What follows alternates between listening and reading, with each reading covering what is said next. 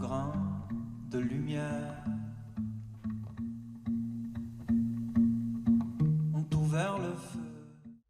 On se retrouve ici au relais culturel de musique Expérience à Ducé-les-Chéris et nous sommes en compagnie de Nicolas Cloche. Bonjour Nicolas. Bonjour Stéphane. Comment ça va? Ça va très bien. On a décidé qu'on allait se tutoyer Oui. pour cet entretien. Le nom du projet, on va y revenir tout à l'heure. En tout cas, je préférerais, pour plus d'explications, produits dérivants. Exactement. C'est bien ça. Tu es arrivé hier, nous sommes mercredi à l'heure où on enregistre. Et alors, j'ai été voir un petit peu, évidemment, sur ton site, voilà, tout ce que je pouvais trouver sur ton parcours et sur ton actualité.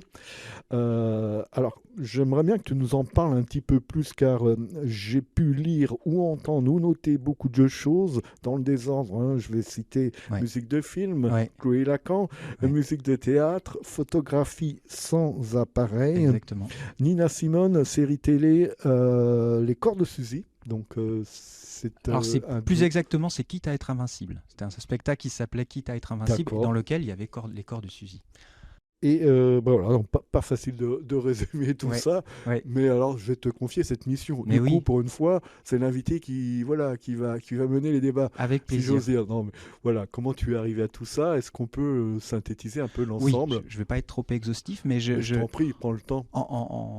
Bon, en gros, j'ai un parcours de musicien d'abord. En fait, j'ai été élevé à l'école de musique de mon village, où j'ai appris à jouer de plusieurs instruments. Et ça m'a beaucoup servi plus tard parce que j'ai pu accompagner des artistes et des projets avec plusieurs casquettes. Donc j'ai été par exemple le pianiste et batteur et chanteur de la Crevette d'Acier. Voilà, j'ai pu être aussi le batteur, pianiste, chanteur de Chloé Lacan. Et parallèlement, chez moi, j'ai toujours eu dans un coin, dans une pièce, un petit studio qui m'a permis d'enregistrer, comme tu le disais, des musiques pour le film, pour des documentaires, pour des dessins animés, pour le théâtre aussi, parce que j'ai une grande aventure avec le théâtre depuis 15 ans maintenant. 15 ans. Et chaque année, je participe à une ou deux créations. Et là encore cette année, voilà, je reviens d'un début de création avec une pièce qui s'appelle Diogène, ma mère et l'ours blanc. Et là, je serai musicien et comédien sur scène. Et donc, ça fait en gros 20 ans que je parcours le métier en essayant de manger, de connaître plusieurs saveurs en fait, d'être musicien, d'être aussi le compositeur, parce que ma formation me le permet et parce que j'ai une envie insatiable de connaître à chaque fois des nouvelles choses. Et justement, cette formation, donc, c'était dans quel... Alors, j'ai grandi en région parisienne et donc j'ai été d'abord élève dans un conservatoire municipal. D'accord. Ensuite, j'ai fait des études dans une école nationale. Et puis, j'ai eu un diplôme qui m'a permis de revenir dans cette école municipale et d'être le professeur j'adore ça. Dans cette école. Donc, mes collègues étaient mes professeurs à l'époque où j'étais petit et j'apprenais la musique avec eux. Donc, ça, c'était une belle aventure. Moi, j'aime rappeler ça d'ailleurs. Voilà, c'est toujours une belle revanche sur la vie. J'aime rappeler que pour Radio Sud-Manche, on va souvent pour des ateliers radio, on retourne dans le milieu scolaire. Et pour moi, qui était un mauvais élève, eh bien, c'est une petite revanche. Mais alors, l'art en général, ça t'a pris tout jeune. Rapidement, tu t'es dit, moi, je vais faire ça. Je pense que si c'est pas moi, alors moi, je pense que je le pressentais, mais sinon, autour de moi, j'ai eu la chance d'avoir des parents et même des professeurs ou des instituteurs qui me l'ont fait remarquer. D'accord. Il y a d'ailleurs l'anecdote, c'est qu'il y a l'année dernière, je crois, j'ai joué un spectacle en Bretagne et j'ai mon instituteur de CE2 qui m'a fait la surprise de visiter. Et j'ai vu dans ses yeux, après, elle m'a dit que déjà petit, à 8 ans, elle sentait que j'avais voilà. J'avais j'étais d'une nature un peu poétique. D'accord. Voilà. Et surtout, je ne remercierai jamais assez mes parents qui m'ont vraiment poussé à aller à suivre cette voie. Mais toi, tu as sûrement été un meilleur élève que moi. Tu crois? Je m'engage un peu là-dessus. On va comparer nos bulletins scolaires. Voilà, c'est ça. Voilà, il va falloir chercher. Ça commence à dater en ce qui me concerne, en tout cas. Et ouais, et donc ça devait être assez émouvant en plus de retrouver ce professeur. Ouais, en plus c'était une surprise, donc je l'ai pas reconnue tout de suite. J'ai fini le concert, je suis allé dans le hall et puis elle était là, elle m'a dit tu me reconnais? Et puis voilà, je l'ai reconnue et ça m'a vraiment ému. Et c'est pour répondre à ta question, je pense que la réponse elle est là aussi, c'est de voir des gens qui t'ont connu hyper tôt et qui te confirment le fait que tu es à la bonne place. Parce que souvent, entre artistes, on parle entre nous et on se dit est-ce que je suis légitime? Est-ce que je suis bien sur scène? Est-ce que j'ai raison? Est-ce que j'ai ma place? Est-ce que je peux raconter des choses? Est-ce que j'ai la sensibilité qu'il faut? On se pose des questions un peu bêtes parfois. Mais c'est justement dans le regard des gens qui vous croisent et qui vous aiment et qui vous disent non, mais en fait, ça va, continue, tu es à la bonne place. Voilà. Et c'est vrai que on entend souvent aussi des artistes se poser, comme tu viens de le dire, la même question. Est-ce légitime que je raconte telle histoire? Est-ce que moi je peux me montrer pour raconter telle histoire? Est-ce que je peux chanter ces textes? C'est à la base très impudique en fait de faire ça. Déjà, il y a quelque chose qui il y a quelque chose qui sort de soi et qui parfois d'ailleurs nous dépasse. Et la grande chance qu'on a, c'est que quand on chante ou qu'on joue de la musique, ça nous dépasse et ça ne nous appartient plus. Et c'est là où c'est intéressant, c'est que on est soit avec soi quand on crée, on est tout seul dans sa pièce, dans sa chambre. Là, je suis avec deux collègues techniciens à Jérôme et Rivo qui me suivent et qui m'entendent toute la journée répéter mes morceaux. Voilà, pour l'instant, c'est un entre nous qui va devenir un entre-soi avec beaucoup d'autres gens, j'espère, et qui vont s'approprier ce que je vais offrir à écouter, en fait. Comme s'allume le monde, s'allume la nuit qui se déchire en deux, comme s'allume la vie devant mes yeux. Alors, revenons quand même du coup à toutes ces propositions que l'on peut voir et entendre sur ton site et lire d'ailleurs aussi. Voilà, comment tu fais pour être partout là? Parce qu'on a l'impression... Alors, c'est ce que je me demande aussi. En fait. Des fois, je regarde mon planning sur mon téléphone et je me rends compte qu'il y a pas mal de couleurs, donc de projets différents, qui se succèdent. Mais je crois que maintenant, j'ai arrêté de me poser cette question, enfin en tout cas de m'en vouloir, de me dire que peut-être je fais trop de choses. Parce que en fait, c'est une envie d'aller dans des mondes complètement différents et surtout de connaître des gens différents. Parce que la vraie question, elle est là, c'est qu'est-ce qu'on veut faire avec son métier? Moi, ce que j'ai envie, c'est de rencontrer des gens qui sont d'univers totalement différents. Qui ont un parcours, une langue et une parole différente. Et quand je vais les connaître, que je vais apprendre à les connaître, je vais découvrir tout un univers et je vais m'enrichir. Et après, je dis pas que c'est une loi universelle que tout le monde doit suivre, mais moi, j'ai besoin de ça pour être heureux artistiquement, en fait. Voilà. Alors, le temps va nous manquer pour développer un petit peu tout ça, mais je t'invite à revenir nous voir plus longuement dans les studios de Radio Sud-Manche à Avranches. Mais tout ce qu'on a cité, la musique des films, musique des théâtres, tout ça, c'est toujours sous le coude. Tu n'as rien enlevé de tout, toutes ces activités, toutes ces propositions. Et donc, acteur aussi également. Oui, alors ça, c'est nouveau. J'ai toujours voué une certaine admiration pour le monde du théâtre et pour les comédiens en général. Parce que faisant les compositions musicales pour certaines pièces, je me retrouvais dans la salle au moment des répétitions. Et j'avoue que de voir la naissance d'un personnage à travers les répétitions, de le voir en direct, de voir un acteur se transformer et proposer quelque chose qui fait qu'on entend une histoire et on entend s'incarner en fait un personnage. Moi, ça m'a ému tout de suite. Et je suis assez content de me retrouver aujourd'hui sur scène à moi aussi chercher les ressorts pour incarner un nouveau personnage sur cette pièce-là qu'on est en train de travailler. C'est toujours un petit peu troublant, parce que c'est vrai, moi je dis souvent, là derrière le micro de Radio Sud-Manche, le micro d'animateur, ça va, je suis tranquille, je suis à l'aise, je suis à la maison. Mais quand il s'agit de parler devant un public bien défini pour toute autre chose, c'est tout à fait compliqué. Mais enfin, acteur, chanteur, parfois aussi ça se joue un petit peu, notamment au niveau de la mise en scène. Et là, donc, je vois ici sur la scène du relais culturel de musique expérience, un piano, une guitare. Est-ce que là aussi, tu es multi-instrumentiste? Oui, là aussi. Alors, si vraiment j'avais été au bout de l'idée, j'aurais amené toute ma chambre. Et derrière, il y aurait une batterie, quelques instruments à peau, percussion, une guitare, un ukulélé, un piano, des claviers, des synthés. Mais bon, je me suis dit, là, il y a des contraintes techniques. C'est qu'à un moment donné, il faut voyager avec sa musique. Voilà, c'est ça. Donc, je me suis limité à un système, une configuration qui va me permettre, a priori, de pouvoir voyager soit en voiture, soit en train. Et voilà. Déjà, en train, c'est pas mal. En train, voilà. Le piano, j'imagine que je vais pas l'emmener en train, mais en tout cas, c'est assez modeste par rapport à ce que j'aurais pu amener sur scène. Voilà. On voit tout ça sur la vidéo que est en train de nous préparer Tessa. Et on leur remercie d'ailleurs avant que j'oublie. Alors, on vous invite à aller sur le site de Nicolas Cloche pour justement voir un petit peu compléter justement cette vision de ton univers. Là, on comprend tout, il n'y a pas de souci. 2 ou 3 grains de poussière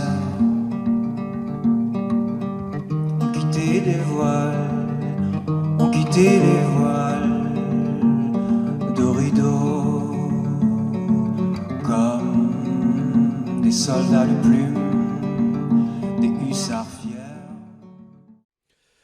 Alors parlons maintenant du spectacle produit Dérivant. Oui. Que va-t-il raconter ce spectacle ? Alors, et que vas-tu proposer ? Alors, je vais proposer des chansons. J'ai beaucoup tourné avec Chloé Lacan, la chanteuse Chloé Lacan, sur différents spectacles.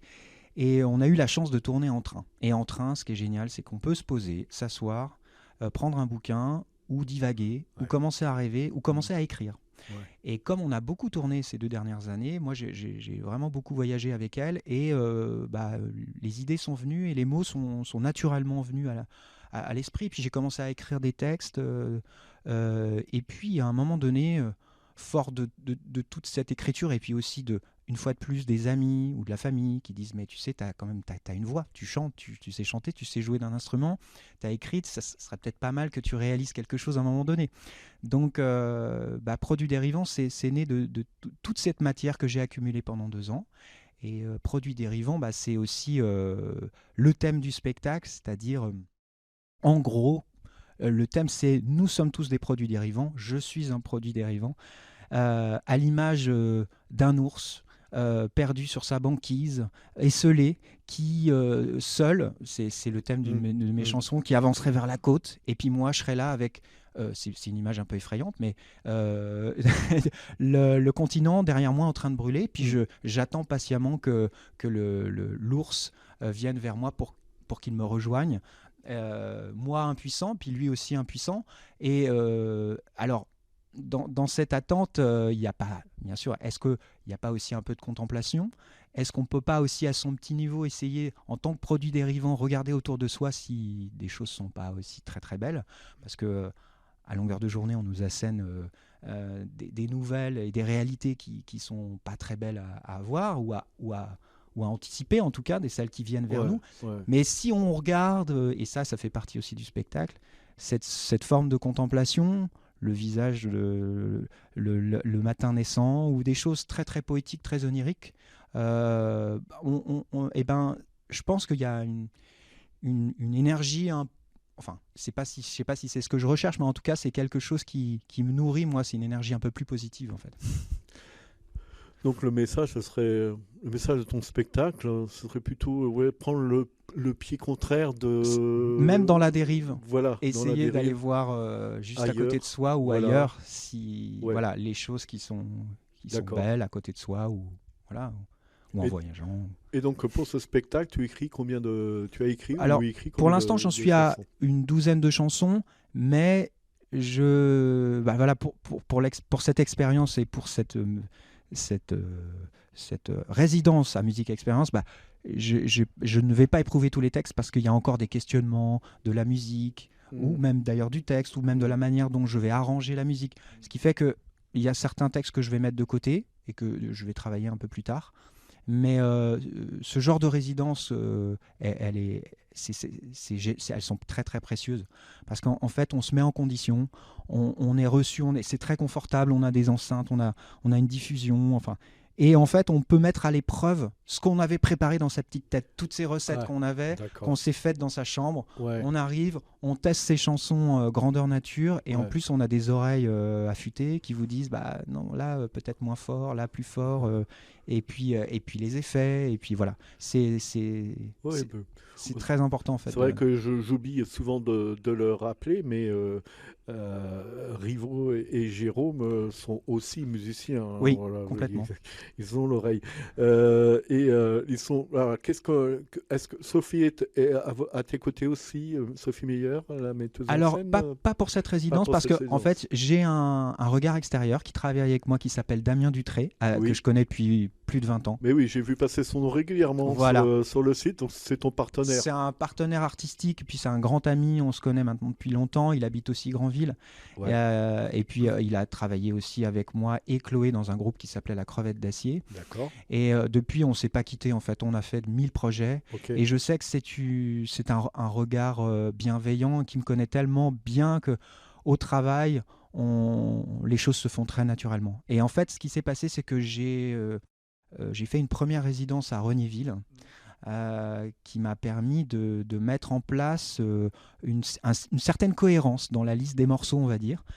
Et puis, simplement, c'est tout bête, mais un regard extérieur vous aide à placer tes instruments sur scène, savoir est-ce que tu mets le piano à cet endroit, la guitare, voilà. Ouais. Et puis, d'imaginer des déplacements, de savoir qu'est-ce que tu dis au public entre les morceaux, comment les adresses. Enfin, voilà, c'est un regard extérieur est prépondérant pour ce genre de spectacle. Et il va passer un peu là? Non, alors figure-toi qu'il est en résidence lui-même à Regnéville. Ah bah voilà. Donc, au même moment. Au même moment. pour la pièce Diogène dont je te parlais tout à l'heure, et dont il est l'auteur. D'accord. Donc, voilà. Oui, donc, et donc il a ses propres créations de son côté. Donc, mais de toute manière, Jérôme et Rivo sont polyvalents, on le sait depuis tout ce temps. Voilà, ils peuvent tout proposer, voilà, de donner tout plein d'indications, pas seulement pour la lumière effectivement et le son, mais pour le reste également. Donc ce sera demain, je crois, la récite devant un public averti. Attention, si ça rigole pas, je veux dire, si tu te loupes, je plaisante, non, mais il y a toujours en plus des questions bienveillantes après pour connaître un petit peu ton univers. Donc c'est demain 18h, je le précise. 18h. Et alors, on a compris un petit peu tout le travail ici. Est-ce que tout ça va donner éventuellement un EP, un album? Oui, alors j'espère pouvoir enregistrer assez vite, en fait, au moins un EP, c'est-à-dire 4 ou 5 titres représentatifs du set. Et puis, parallèlement, je sais que je dois le citer parce que c'est lui aussi qui m'a poussé à faire ce spectacle, et il a eu raison.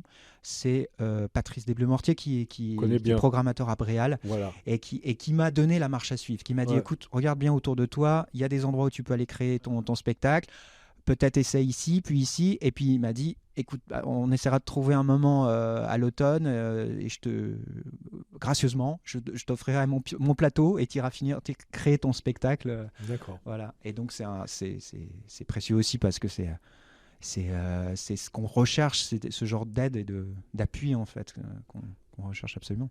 Alors, ton spectacle Produits dérivants sera peut être proposé à tous les publics? Oui. Alors, tous les publics, pas forcément les enfants, parce que les sujets abordés vont pas forcément leur parler. Après, musicalement, il y a des choses à prendre, mais non, ce serait plutôt, on va dire, collège et puis adulte. Voilà. Après, il s'adresse à tous les publics parce que les textes sont. Donc la suite après Musique Expérience. Oui. Alors après une Musique Expérience, donc je vais continuer le travail avec Damien. Et j'ai la chance de faire une première partie le 8 mars à Agneau, à côté de Saint-Lô, avec Kidam qui m'a invité à faire sa première partie, qui est un groupe de chansons françaises. Voilà, et qui d'ailleurs est venu à Musique Expérience pour faire une résidence. Et puis on y revient souvent, d'ailleurs. La semaine dernière, l'invité en résidence aussi avait aussi travaillé avec des artistes présents ici. C'est un lieu qui cristallise beaucoup, qui fédère, il n'y a pas de problème. Exactement. Et puis le 15 mars, je vais faire la première partie de Lise Martin à Bréal, chez Patrice Desbleumortier, le fameux Patrice Desbleumortier. Et oui, que l'on salue, malheureusement on ne se voit pas assez fréquemment. Ben, super tout ça. Moi, je te propose de revenir nous voir avec plaisir. Pour la sortie de l'EP. Et voilà, et te faire écouter des plus, choses. D'ailleurs. Et puis, on te souhaite une bonne restite pour demain. Merci Stéphane. Et encore de nouveau, un bon boulot côté de Rivo et de Jérôme. Merci, à bientôt. Merci, à bientôt. Qui vole à l'assaut de ton dos. Et moi, j'ai vu tout haut ce que les mots ne peuvent pas. Et moi, j'ai vu tout bas ce que mes mains pensent tout haut. Et moi, j'ai vu tout haut ce que les mots, ce que les mots. Et moi, j'ai vu tout bas ce que mes mains.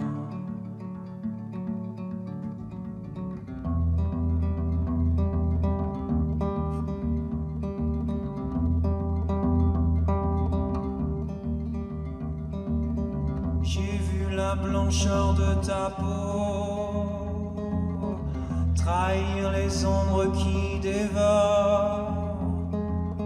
J'ai vu la chaleur des rayons d'or s'inviter dans le décor.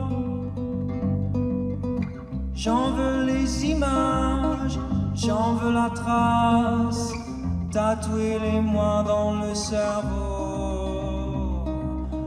J'en veux les images, j'en veux la trace, tatouer les mois dans le cerveau.